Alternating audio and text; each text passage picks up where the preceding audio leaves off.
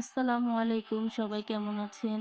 তো প্রতিদিনের মতো ইফতার সামনে নিয়ে আপনাদের সাথে চলে আসলাম। আলহামদুলিল্লাহ এই রোজাগুলা এত সুন্দরভাবে কাটছে।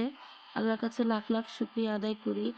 আলহামদুলিল্লাহ এদিক দিয়ে দেখেন অল্প যা আল্লাহ রিজিকে রাখছেন তাই ইফতারের জন্য রেডি করে নিলাম টেবিলে। তারপরে হচ্ছে বাকি কাজগুলা করব, আপনাদের সাথে অবশ্যই শেয়ার করব। অবশ্যই পাশে থেকে সম্পূর্ণ ভিডিওগুলা দেখবেন।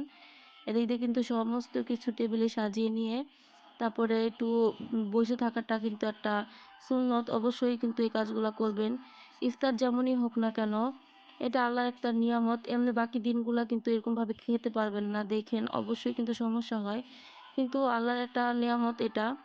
যাই হোক, এখন আমরা ইফতার শেষ করে বাকি রান্নাবান্না করার জন্য প্রস্তুতি নিব। তো এদিক দিয়ে আজকে হচ্ছে সবাইকে ইফতার দেওয়া হবে, এজন্য একটু বেশি রান্নাবান্না করা হয়েছে।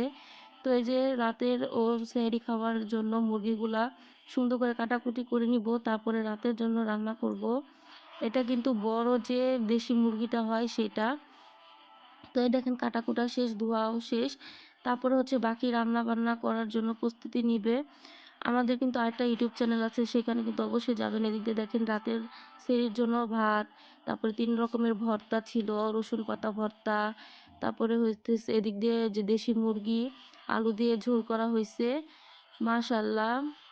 তারপর হচ্ছে এদিক দিয়ে দেখেন ভর্তাগুলা কিন্তু আরো ভালো লাগতেছিল, তাই না বলেন? সবারই কিন্তু ভর্তাটা অনেক প্রিয়।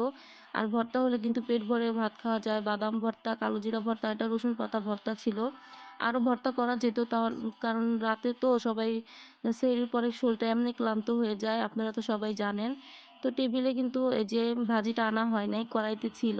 যাই হোক, এটা হচ্ছে লাউর চুকলার আলু দিয়ে সুন্দর করে একটা ভাজি করা হয়েছে।